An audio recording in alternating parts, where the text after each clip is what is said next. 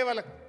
ఆనాడు బీఆర్ఎస్ ప్రభుత్వం ఏమో శాశ్వతంగా వాళ్ళకి అమ్ముకునే హక్కులతో కూడిన 250 గజాల స్థలంలో డబుల్ బెడ్రూమ్ ఇల్లు కట్టించినాం. 7.5 లక్షల రూపాయలు 18 ఏళ్ళు దాటిన ఇంట్లో ఎందరుంటే అందరికీ మనిషికి 7.5 లక్షల R&R ప్యాకేజ్ ఇచ్చినాం. ఫ్యామిలీ హెడ్తో పాటు మగపిల్లలు ఆడపిల్లలు 18 ఏళ్ళు దాటితే 7.5 లక్షల ప్యాకేజ్ ఇచ్చినాం.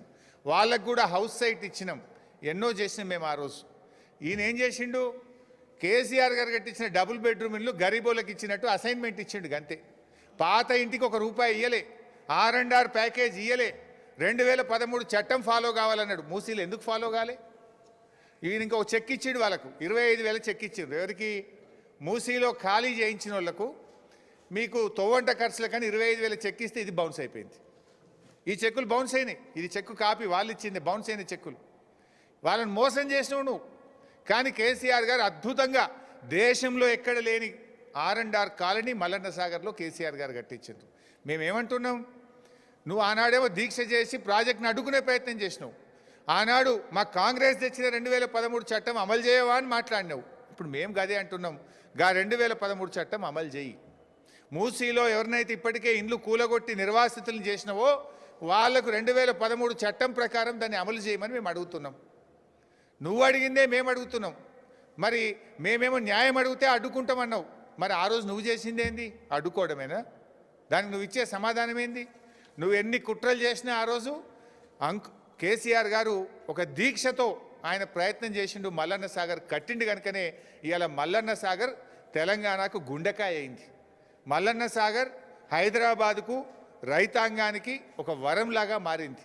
మల్లన్న సాగర్ కాళేశ్వరంలో భాగం కాదా? మల్లన్న సాగరే లేకపోతే నీకు ఎక్కడి 20 TMCలు? నువ్వేదో పెద్ద పోజులు కొడుతున్నావు, నోరుంది కదా అని రెచ్చిపోతున్నావు. నోరుంది కదా అని గాయ పెట్టినంత మాత్రాన అబద్ధాలు నిజాలు కావు, నిజాలు అబద్ధాలు కావు. నువ్వు ఇలా నిజాలను మల్లన్న సాగర్ అనేది కాళేశ్వరంలో అంతర్భాగమైనటువంటి నిజాన్ని అబద్ధంగా మార్చేటువంటి ప్రయత్నం చేస్తూ ఉన్నావు, కుట్ర చేసేటువంటి ప్రయత్నం చేస్తూ ఉన్నావు.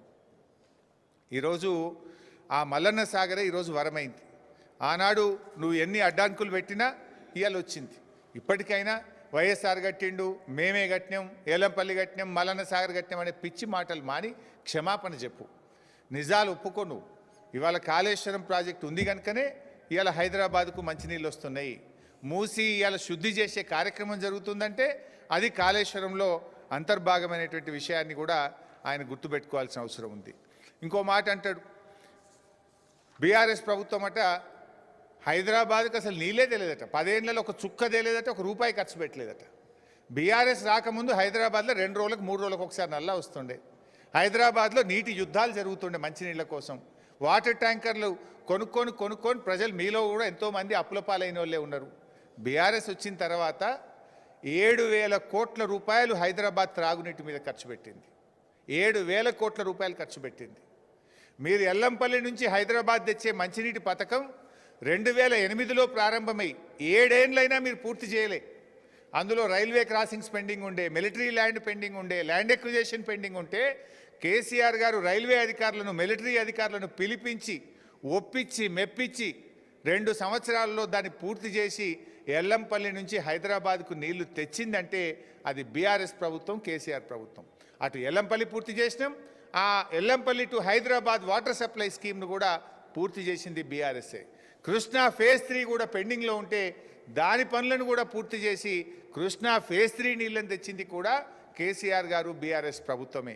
అట్లా కాకుండా మాకు గ్రేటర్ హైదరాబాద్ పరిధిలో 1,600 కోట్ల రూపాయలు ఖర్చు పెట్టి 56 రిజర్వాయర్లు, 2,600 కిలోమీటర్ల పైప్ లైన్లు వేసినాం. ఓఆర్ఆర్ లోపల ఫేజ్ 2, ఫేజ్ 1, ఫేజ్ 1లో 750 కోట్లు, ఫేజ్ 2లో 1,370 కోట్లు ఖర్చు పెట్టి ఓఆర్ఆర్ లోపల ఉండే అన్ని గ్రామాలకు, మున్సిపాలిటీలకు కూడా 2,000 కోట్లకు పైగా ఖర్చు పెట్టి అక్కడ కూడా మరి OHSRలు అదేవిధంగా పైప్ లైన్లు వేసి నీళ్ళు ఇచ్చినాం. మీ సుంకిశాల కూడా హైదరాబాదుకు నాగార్జున సాగర్ డెడ్ స్టోరేజ్ నుంచి కూడా నీళ్లు తీసుకోవాలి. 60 TMCల నీళ్లు తీసుకునే విధంగా భవిష్యత్తు 100 ఏళ్లకు సరిపోయేటువంటి ఆలోచనతో 60 TMCల నీళ్లు తీసుకునే విధంగా సుంకిశాలను ప్రారంభిస్తే దాన్ని మీరు కుప్పగూలగొట్టారు. మీరు ఇవాళ దాన్ని ఆ ప్రాజెక్టును డిఫంక్ చేసి కూర్చున్నారు, దాన్ని పూర్తి చేస్తలేరు, పెండింగ్లో పెట్టిండ్రు. ఇట్లా చెప్పుకుంటూ పోతే దాదాపు 7,000 కోట్ల రూపాయలు ఒక హైదరాబాద్ త్రాగునీటి అవసరాలు తీర్చడానికి బీఆర్ఎస్ ప్రభుత్వం ఖర్చు పెట్టింది. హైదరాబాద్ ప్రజలకు తాగునీటి కష్టాలు లేకుండా చేసింది కూడా ఇవాళ బీఆర్ఎస్ ప్రభుత్వమే. రంగారెడ్డి జిల్లా గురించి మాట్లాడుతావు, అసలు నీకు మినిమం అవగాహన లేకుండా మాట్లాడుతున్నావు. ఇప్పుడు ఆనాడు కేసీఆర్ గారు మీరు ప్రాణహిత చేవెళ్లలో రంగారెడ్డి జిల్లాకు పెట్టింది కేవలం 1,50,000 ఎకరాలే, 1,50,000 ఎకరాలకే పెట్టిండ్రు.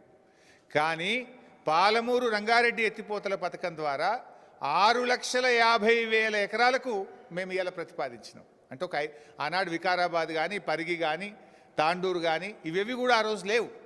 ఇలా వాటన్నిటిని కూడా ఇంక్లూడ్ చేసి ఉమ్మడి రంగారెడ్డి జిల్లాకు 6,50,000 ఎకరాలకు నీళ్ళు ఇచ్చే విధంగా కేసీఆర్ గారు రూపకల్పన చేసినారు. ఇంకో ముఖ్యమైన విషయం ఏంటంటే, ఆడ బ్రిజేష్ కుమార్ ట్రిబ్యునల్ ముందు కృష్ణానదిలో నీటి వాటా కోసం మనం పోరాడుతున్నాం. రంగారెడ్డి జిల్లా కృష్ణానది పరివాహక ప్రాంతంలో వస్తుంది.